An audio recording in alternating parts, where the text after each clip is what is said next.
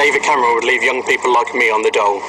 Do you know he opposes the Labour guarantee that all people under the age of 25 who are unemployed for a year will receive either a job or training?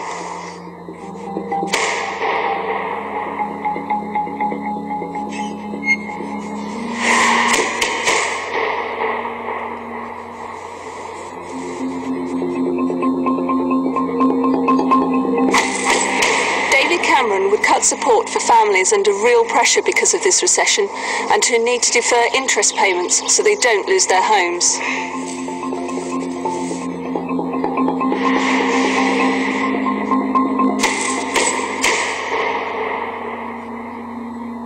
If David Cameron had been in power, I wouldn't have had this year's £60 cash boost, and the Tories are even threatening to do away with my free TV licence and the free bus pass. And that would be a blow.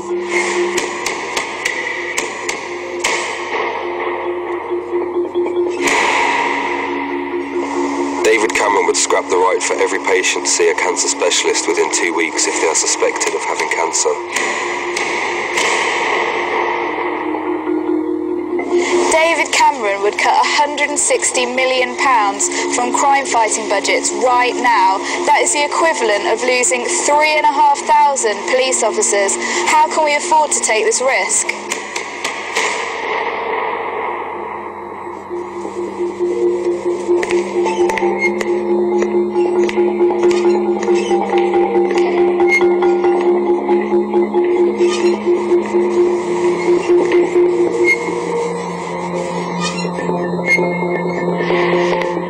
On the other hand, what David Cameron would do is give £200,000 to 3,000 millionaires.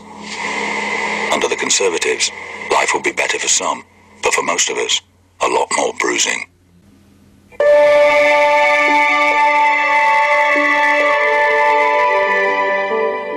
It's the fighters and believers who change our world. They said that working people were not fit to govern, so we formed the Labour Party. When they told us that women didn't deserve the vote, we fought and won.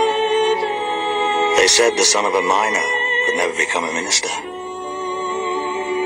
But no one told Nye Bevan.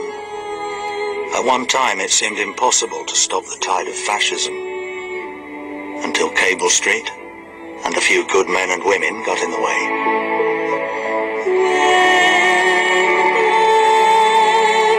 Shining vision of a national health service was for many an impossible dream,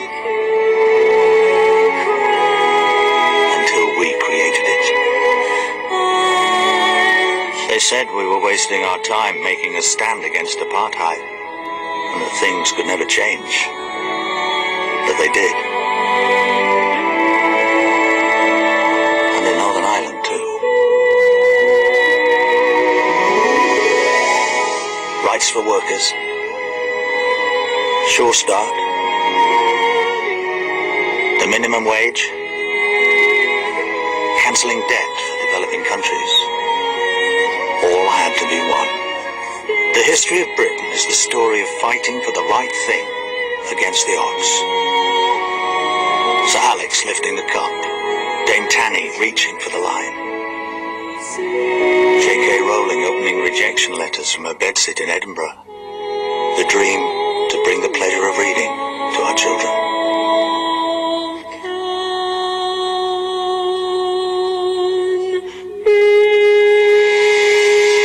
So here's to the fighters, the true Brits, the ones who never gave up, who came from behind to win the day. Sharing the same commitment, we can succeed.